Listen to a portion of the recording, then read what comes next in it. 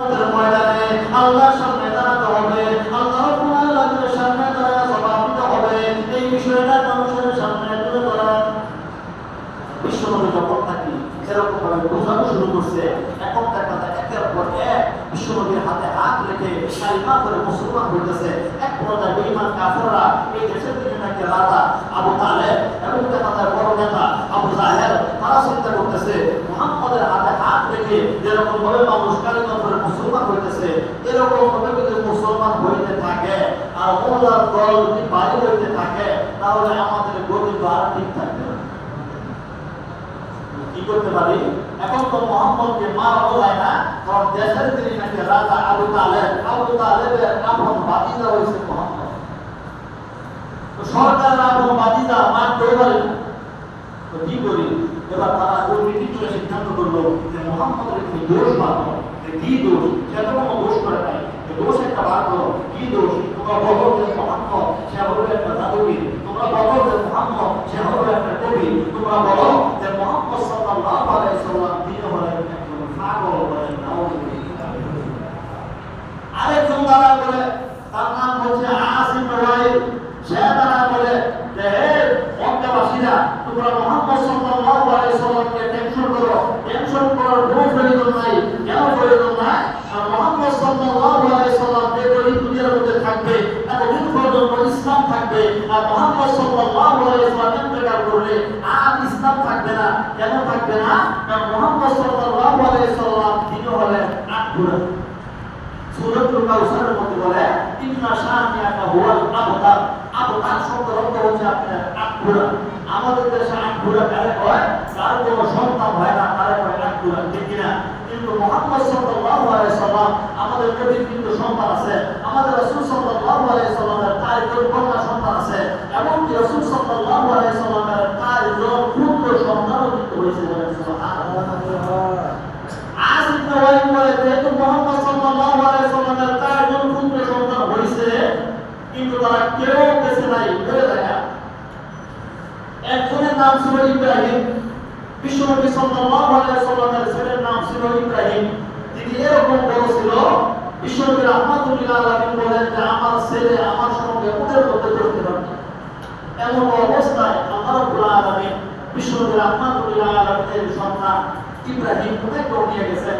ওনাকে নেওয়ার পর বিশ্বনবী এত কষ্ট পাইছে যে বিশ্বনবী চারজন ছেলে সন্তান হয়েছে, ছেলে সন্তান পাচ্ছে না, তারা ইন্তেকাল করেন। বিশ্বনবী রাহমাতুল্লাহ আলাইহি দিনও দেখা যায় বর্ণা হতো, দিনও দেখা যায় মন কাঁপাইতেছেন আমার ছেলে সন্তান কেন পাচ্ছে না। আর অন্যদিকে আসিফ রাইল বলে ও মক্কাবাসীরা, মুহাম্মদকে টেনশন করো না, মুহাম্মদ সে হবে একটা আত্মা, সে হবে একটা আটঘোড়া। যেহেতু তার সন্তান ছেলে সন্তান হয়, ছেলে সন্তান হওয়ার পরে পাচ্ছে না, এটা দ্বারা বোঝা যায় যতদিন মুহাম্মদ থাকবে, এতদিন ইসলাম থাকবে। মুহাম্মদ ইন্তেকাল করলে তার নাম নেওয়ার মতো লোক দুনিয়ার মধ্যে থাকবে না, বলেন নাউযুবিল্লাহ। বিশ্বনবী মন কাঁপাইতেছে, তো বিশ্বনবী মন কাঁপাইতেছে, বিশ্বনবীকে সান্ত্বনা দেওয়ার জন্য আমার তেলাওয়াতকৃত সূরা সূরাতুল কাউসার আল্লাহ রাব্বুল আলামিন নাযিল করছে, বলেন সুবহানাল্লাহ। আল্লাহ রাব্বুল আলামিন ইন্না আ'তাইনাকাল কাউসার ইয়া রাসূলুল্লাহ ইয়া হাবিবাল্লাহ, ও নবীজি ইন্না আ'তাইনাকাল কাউসার, আমি আল্লাহ রাব্বুল আলামিন আপনাকে কাউসার দিলাম। কাউসার মানে কি? কাউসারের ব্যাখ্যা হলো মানে তাফসীরের মধ্যে তার কাউসারের ব্যাখ্যা হচ্ছে ছয়টা ব্যাখ্যা। এক নম্বর হলো আমি আল্লাহ রাব্বুল আলামিন আপনাকে কাউসার দিলাম। কাউসার মানে কি?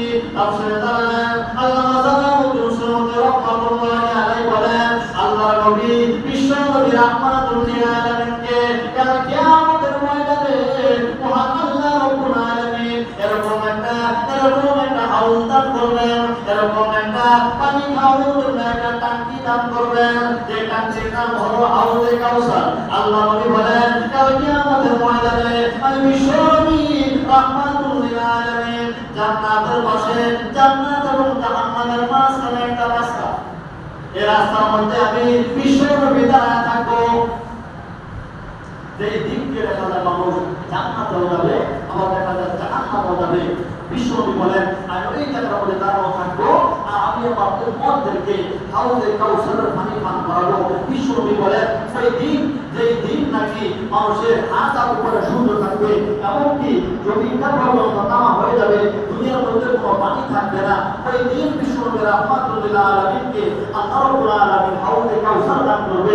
বিশ্বনবী বলে ওই কিয়ামতের ময়দানে যেই ব্যক্তি বিশ্বনবীর হাতে এক গ্লাস হাউজে কাউসারের পানি পান করবে, কিয়ামত থেকে দেখা যায় জান্নাতে যাওয়ার আগ পর্যন্ত তার জিন্দেগিতে কোনোদিন আর পানি তৃষ্ণা লাগবে না। বলে সুবহানাল্লাহ। আল্লাহ নবী বিশ্বনবী রাহমাতুল লিল আলামিন বলেন আল্লাহ রাব্বুল আলামিন ইন্না আতাইনাকাল কাউসার, নবী গো আমি আল্লাহ রাব্বুল আলামিন আপনাকে কাউসার দিলাম। কাউসার মানে হাউজে কাউসার দিলাম। বিশ্বনবী রাহমাতুল লিল আলামিন বলেন কাল কিয়ামতের ময়দানে আমি আল্লাহ রাব্বুল আলামিন আর বিশ্বনবী রাহমাতুল লিল আলামিন উম্মতদেরকে হাউজে কাউসার পানি দান করাবো। এখন সাহাবায়ে কেরাম বলে ইয়া রাসূলুল্লাহ ইয়া হাবিবাল্লাহ, আপনাদের কাউসারের পানি পান করাইবেন, আজকে উম্মত আপনি কিভাবে চিনবেন? কারণ কিয়ামতের ময়দানে হযরত আদম আলাইহিস সালাম থেকে একেবারে ঈসা আলাইহিস সালাম পর্যন্ত সমস্ত উম্মত ওই জায়গায় পড়ে থাকবে। হাজার হাজার মানুষ, লক্ষ লক্ষ মানুষ, কোটি কোটি মানুষ, বিলিয়ন বিলিয়ন মানুষ, ট্রিলিয়ন ট্রিলিয়ন মানুষ, এত মানুষের মধ্যে আস্তে আস্তে উম্মত কেমনে চিনবে? বিশ্বনবী রাহমাতুল লিল আলামিন বলেন আমি আমার উম্মতদেরকে চিনব দুইটা জিনিসে। কয়টা জিনিস? দুইটা জিনিস। বিশ্বনবী বলেন যাদেরকে আমি নবীর হাতে হাউজে কাউসারের পানি পান করতে চাও তারা দুনিয়ার মধ্যে দুইটা গ্রুপ অর্জন করো। এক নম্বর হলো বিশ্বনবী রাহমাতুল লিল আলামিন বলেন ওই দিন হাজার কোটি লক্ষ কোটি উম্মত থেকে আমি আমার উম্মতদেরকে বাছাই করব। এক নম্বর হলো আমি নবীর সুন্নতের দাঁড়িয়ে দেব।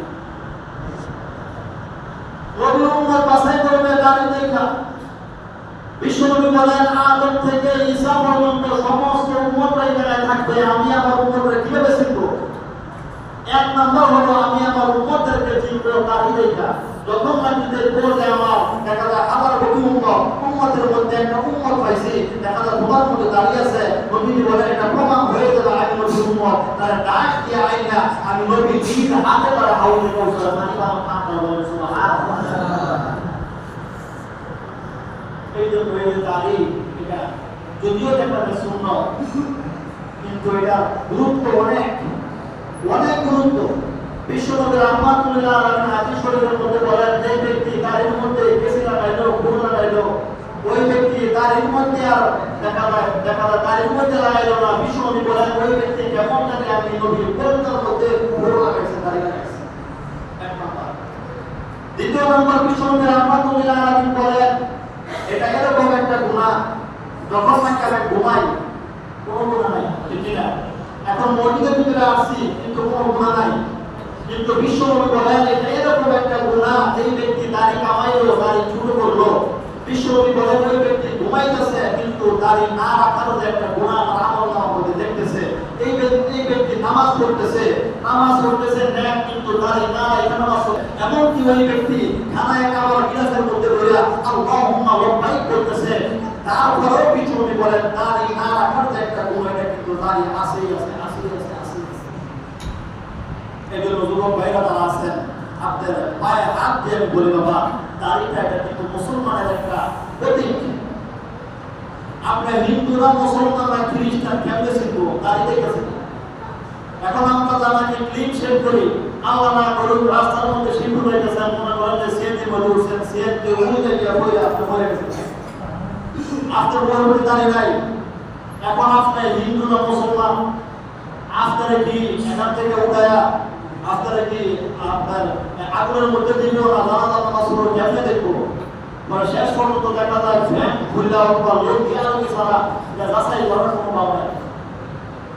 এই জন্য দাড়ি রাখাটা কিন্তু অনেক বড় একটা আমল।